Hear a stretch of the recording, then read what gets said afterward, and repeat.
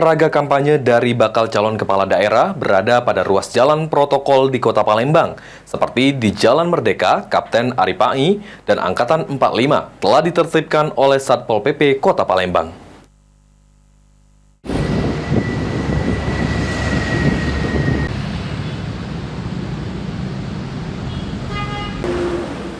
Ratusan alat peraga kampanye bakal calon wali kota Palembang yang melanggar aturan diturunkan oleh Satpol PP Kota Palembang. Penertiban ini dilakukan sepanjang jalan-jalan protokol di Kota Palembang. Kabid Tibum dan Tranmas Satpol PP Palembang, Charlie Panggarbesi mengatakan, sesuai arahan dari PJ Wali Kota Palembang bahwa PNS harus netral, juga menunjukkan bahwa pemerintah Kota Palembang bersikap netral dalam menegakkan aturan Perda atau Perkada yang ada khususnya Perwali nomor 17 tahun 2017.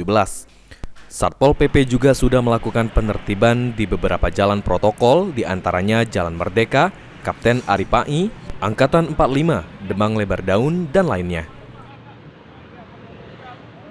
Menurut Charlie, penertiban ini akan terus dilakukan secara berkala berdasarkan jadwal, serta surat tugas yang telah dikeluarkan oleh Kasatpol PP Kota Palembang.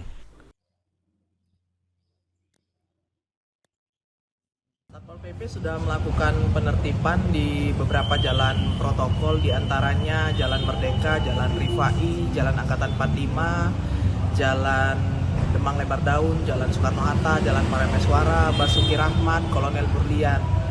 Ini akan terus secara berkala dilakukan penertiban berdasarkan jadwal dan surat tugas yang dikeluarkan oleh Kepala Satuan Polisi Pamung Praja Kota Palembang.